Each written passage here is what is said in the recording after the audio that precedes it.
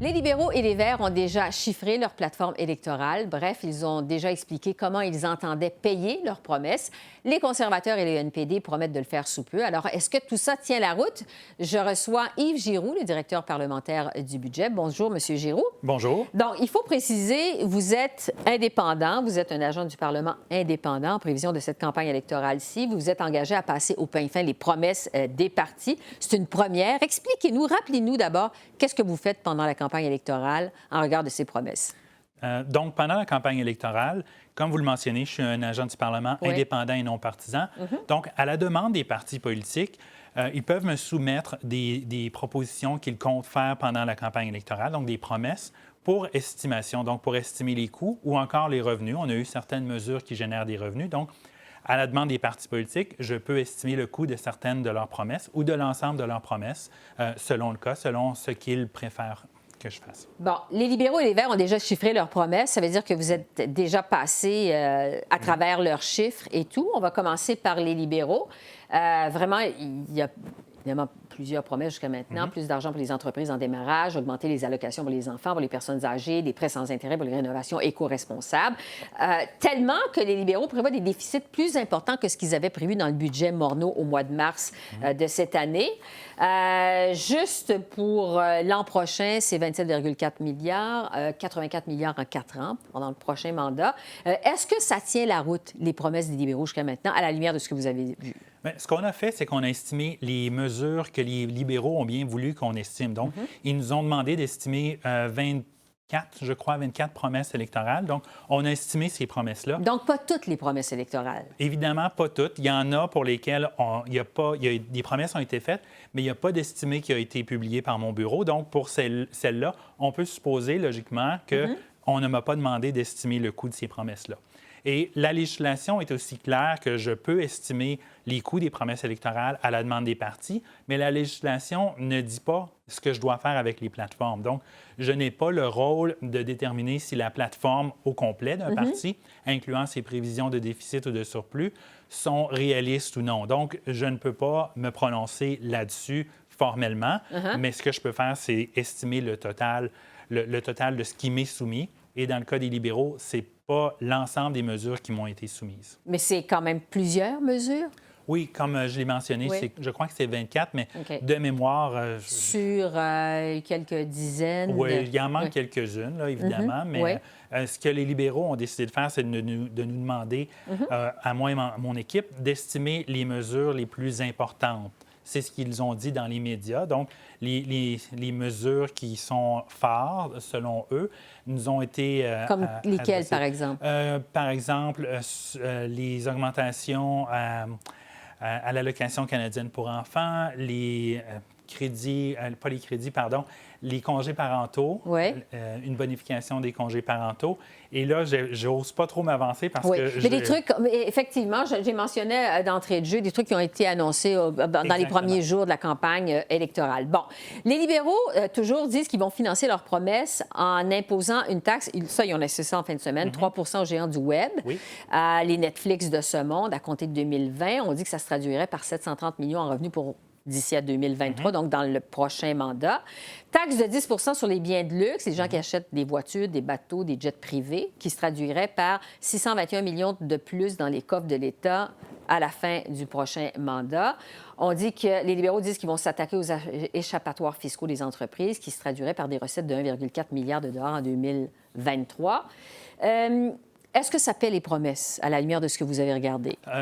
Si on regarde l'ensemble de la plateforme libérale, ça ne paie pas pour toutes les promesses parce que le déficit, selon la plateforme libérale, serait quand même plus élevé, malgré ses revenus additionnels, serait plus élevé que le montant qu'on a estimé avant la campagne électorale. Donc, ce qu'on appelle notre scénario de base, en juin, indiquait un déficit plus faible que ce qui est dans la plateforme des libéraux. Donc, les mesures libérales ne sont pas entièrement payées par les revenus additionnels générés par ces mesures que vous venez de mentionner. Donc, vous n'êtes pas en mesure de nous dire que ça ne tient pas la route, mais à la lumière de ce que vous avez évalué, les promesses, en fait, les revenus ne suffiront pas à payer les promesses.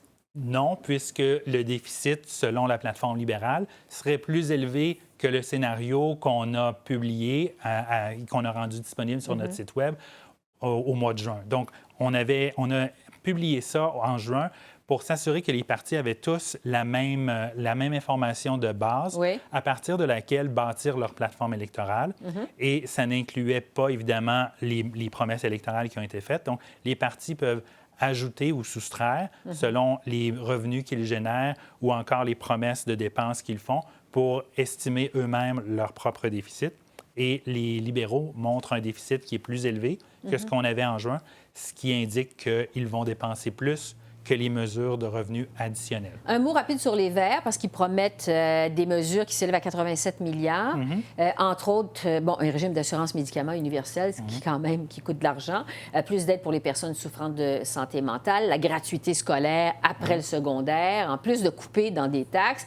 Qu'est-ce que vous avez pensé quand vous avez regardé ces chiffres? Qu'est-ce que vous en avez pensé de la plateforme des Verts? La plateforme des Verts, ils nous ont demandé d'estimer presque la totalité de leurs mesures. Donc, la plateforme des Verts contient beaucoup d'estimations. La plupart des mesures ont été estimées par mon bureau.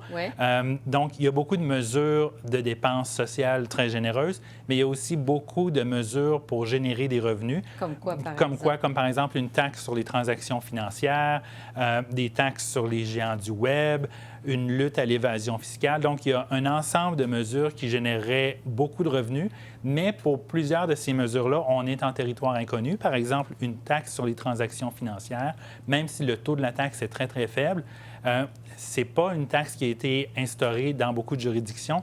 Donc, l'effet comportemental des acteurs, donc des banques et des investisseurs, est difficile à prévoir. Donc, il y a un niveau d'incertitude, ce qu'on a signalé dans notre estimé de coût. Quand on dit l'expression aligner les colonnes de chiffres, c'est pas toujours, ça ne marche pas toujours à la lumière de ce que vous avez examiné. Ça marche dans des choses assez simples. Par exemple, si on veut augmenter un crédit d'impôt existant, on a beaucoup de données, mais quand on parle d'une nouvelle mesure, comme une taxe sur les transactions financières ou une taxe sur les produits de luxe, les voitures, les bateaux, les avions de 100 000 $ et plus, c'est ça. Ça, c'est un peu plus difficile à estimer parce qu'on n'est pas très équipé pour déterminer précisément quel va être le comportement des acheteurs et des vendeurs. Comment on va acheter de bateaux de luxe et de... Exactement, le nombre et aussi comment les gens vont changer leur décision. Si on opte pour une voiture de 125 000 $ qui est frappée d'une taxe de 10 ou 15 on va peut-être regarder une voiture de 95 000 $. Ce n'est pas mon cas, donc pour moi, c'est assez simple, mais pour les gens qui ont les moyens, il pourrait y avoir des déplacements. Pas de jet privé pour vous d'ici la fin de la campagne électorale ou d'ici la fin du prochain mandat? Classe économie. Mais donc, quand vous parlez de degré d'incertitude élevé, c'est ce que vous voulez dire finalement? C'est difficile de prévoir le comportement des électeurs, en fait des acheteurs, des consommateurs. Je veux parler des... conservateurs. Là encore, il y a plusieurs promesses. Prestations parentales qui vont coûter 1,1 milliard de dollars, des crédits d'impôt pour le transport en commun, pour les activités sportives, des régimes enregistrés d'épargne études bonifiés, plus de subventions aux entreprises. Encore là, il y en a encore pour plusieurs milliards. Vous n'avez toujours pas chiffré les promesses, la plateforme conservatrice dans son ensemble? C'est-à-dire que le Parti conservateur n'a pas encore divulgué ou publié sa plateforme, mais jusqu'à maintenant, chacune des annonces qui a été faite par le Parti conservateur, qui avait des engagements avec un coût ou des revenus, on a tous, chacun et chacune de ces mesures-là a été chiffrée par mon bureau. Donc, dans le cas du Parti conservateur, toutes les mesures qui contiennent un coût ou une économie ont été chiffrées par mon bureau. Est-ce que ça balance? Ce que vous avez regardé, là? Ce que j'ai regardé, je peux pas parler parce que c'est le parti qui doit déterminer quand est-ce qu'ils vont divulguer l'ensemble des mesures. Et donc, je ne peux pas me prononcer sur ce qui n'a pas encore été divulgué publiquement. Donc, c'est intéressant ce que vous dites, c'est qu'on ne le sait pas encore si ça balance, justement, ou comment ils vont faire, comment ils vont payer leurs promesses, les conservateurs. Ils disent qu'ils vont le faire avant le début du vote par anticipation, le 14 octobre. Est-ce que... Vous allez me dire, vous ne pouvez pas vous prononcer là-dessus, mais est-ce que les électeurs devraient le savoir avant? Pendant les débats, là, il va être interpellé sur sa plateforme électorale. C'est une bonne question à laquelle les électeurs et les candidats du Parti conservateur doivent répondre. Ce n'est pas vraiment à moi de juger si c'est approprié ou non. C'est la stratégie du parti. elle peut être bonne, comme elle peut ne déplaire à Ouais. certains électeurs. En fait, on peut penser qu'il va avoir à répondre à des questions là-dessus, M. Scheer, parce qu'il promet toujours de revenir à l'équilibre budgétaire à l'intérieur de 5 ans. Oui. Alors, il va falloir qu'il explique comment il va faire ça. Un mot sur le NPD qui promet aussi de chiffrer sa plateforme dans les prochaines semaines, c'est ce qu'il dit, sans plus de détails. Bon, 500 000 logements abordables, 500 000 nouvelles places en garderie, l'assurance médicaments universelle comme les verts. C'est des grosses dépenses quand même. Des mesures sociales considérables. L'assurance médicaments, on a fourni un estimé de coût pour Oui. le Parti néo-démocrate. Donc, c'est des montants qui sont vraiment très, très importants.